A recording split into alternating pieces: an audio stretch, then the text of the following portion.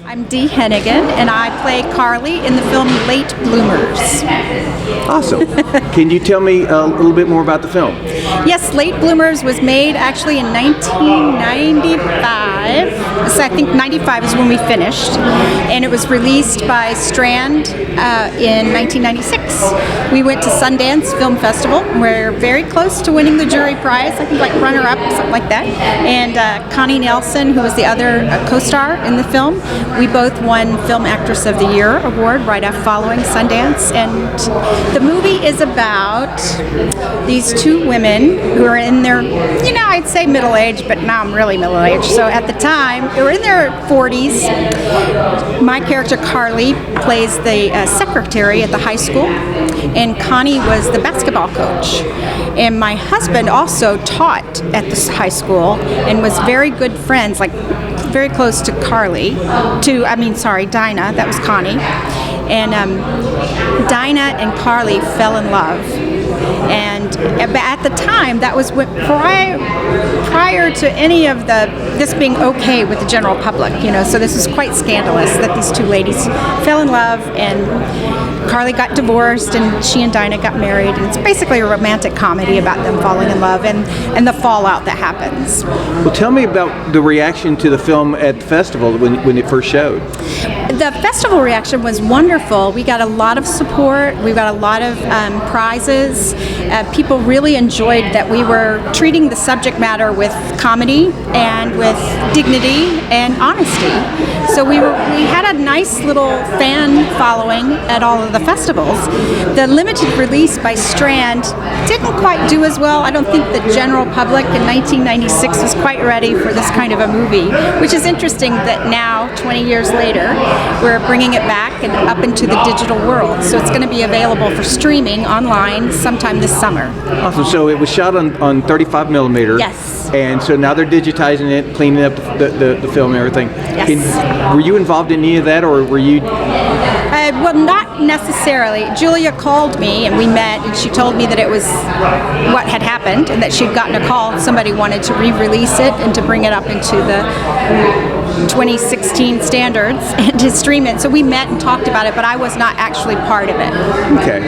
But how do you feel about the fact that a whole new era of people are going to get to see this film? It's kind of wacky that, 20 years later, here we go and get a call, but it's not that surprising when you think about the last year we've had with LGBT and the politics and what's going on in our country, that now we have the right to get married in every state. I think it's fascinating that the timing is really good for it to be re-released. It's kind of fun to look at it, though.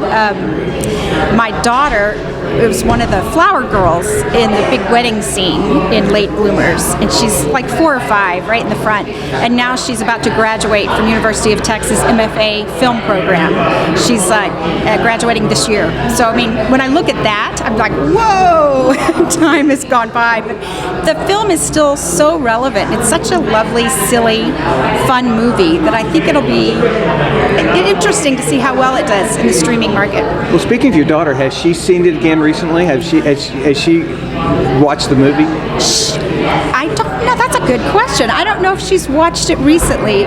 When they started press about it, and they were using the wedding photo with her in the middle, and I sent it to her onto the RTF department there at UT, and they all went nuts. Over here she was in the front, this little bitty girl with these curly hair, and now she's doing these grand projects down there. And she's prepping for her thesis now, which will be shot in May and June of this year. So it's fun.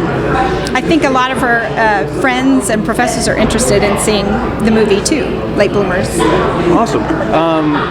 Tell me, when you were making the film, and you first saw the script and you read what it was about. Yes. What was your first reaction? I thought it was wonderful. There was so much humor and heart in the movie. I thought it was brave of Gretchen and Julia to want to do this at that particular time. I loved the role of Carly. She's a bit of a dork. She's a bit clumsy. She's a bit.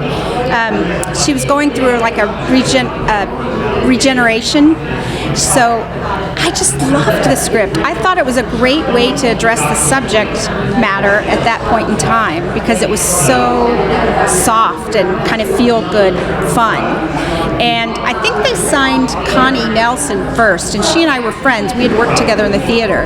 So when I knew that Connie was doing it, and then I read the script, I was on board right away. I just loved the script. Yeah. Awesome. How big a budget was this film when it was made? Right at $1 million, right there.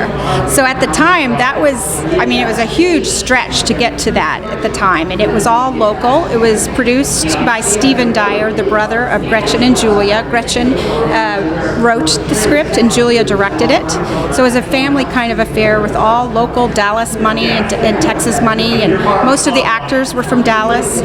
So that budget, even though it was little, was big. You know, it was a big deal for them to get all the way and to be able to be part of the Sundance Film Festival in competitive side, and then to make it all the way to the grand jury. We were like second runner-up or something like that, and we were thrilled that we got that far, because when we got to Sundance, all of the other independent films were like 15 million, 12 million, 8 million, and here was our little bitty budget at that time, just under $1 million. So it was challenging, but fun.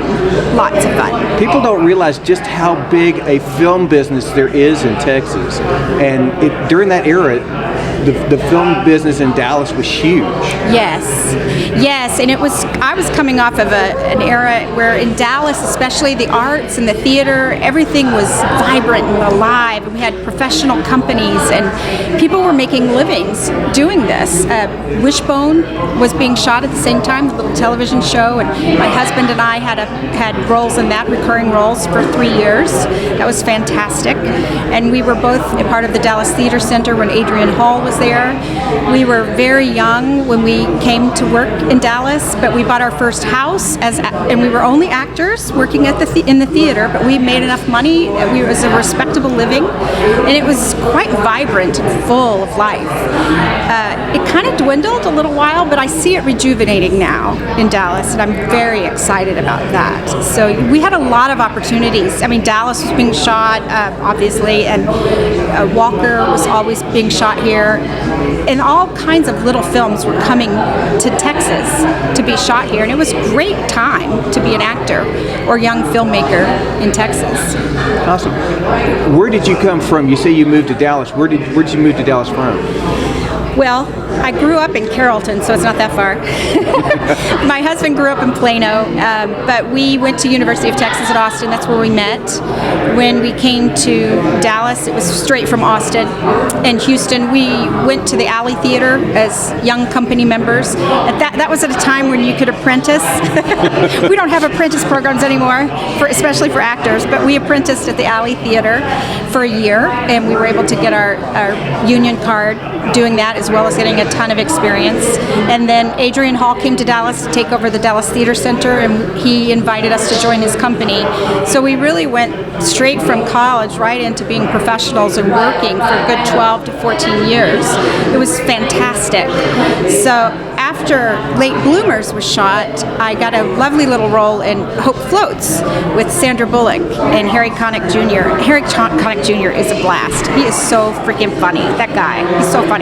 But it was such a wonderful little time, and because Late Bloomers was at Sundance and the Jury Prize Award, we were so close, I was considered an A-list actor. So when I went to LA at the time, we moved to LA right then, nobody knew me. I wasn't really an A-list actor. It was, film festival A-list. But nevertheless, after about a year or so in LA, with being the runner-up for all these movies and television shows, I decided to back out and just let him be the actor for a while, and I went off into business. So currently I'm an optician. I don't even act anymore. So it's kind of fun to see this thing come back around 20 years later. It's fun for me because I haven't even been in this world for a while. Speaking of that, I like your glasses. Thank you. They're LaFont. I love them. So you've been out of the business for what, 15 years? Oh yeah, 15 years. Okay, you haven't wanted to get back into, say, theater or? I told at the time when I left LA and said I was not going to do it anymore, my agents were going nuts because I was getting all of these, big roles and being offered the right of first refusal for a lot of big stuff.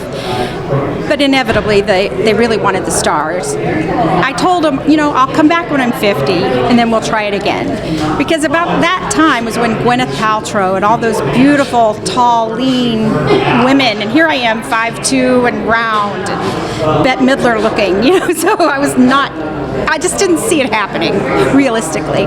So I said I'd go back when I was about 50. Well, I'm about 50, and Julia Dyer calls me and tells me they're going to, reconfigure this movie for the streaming world and re-release it. And I was surprised and shocked, but reminded of that comment that I had made to the agent when I was about 50. I'll come back. I love acting. My daughter did write a role for me last year for her pre-thesis and asked me to come do it, the lead in her pre-thesis. I was nervous because I hadn't done it in so long, but I loved it. I love acting. I love working with really smart artists, and I love being on the set. I love all of it. I don't like the business of acting when the actors have to go, drum up the work. That's the part I don't like. So if somebody comes along and says, hey Dee, we got a new movie for you, or hey Dee, we got a new television show, okay, I'll take it, but I just don't like doing the day-to-day knocking on the doors, trying to sell yourself. Okay, so if we have a very wide audience worldwide. Sure. And if one of them comes to you and says, hey, we want you to do a role in our film, you'd be serious about looking at it? Absolutely, I sure would. I love doing it. I love what I do now as an optician as well, but I do love acting. I miss it in that sense. I miss the artistry of it all, and working with the directors and the photographers and all of it. It's just fascinating how it's pulled apart into so many different pieces when you work on a film. And then when you come back and see what the editor has done with all of those little pieces, and then the music and the sound design, I find it fascinating to be a part of it. Yes, I would. Yes. Well, when is your film showing here at the festival? April 20th is our screening, and we're very excited. Very, very excited.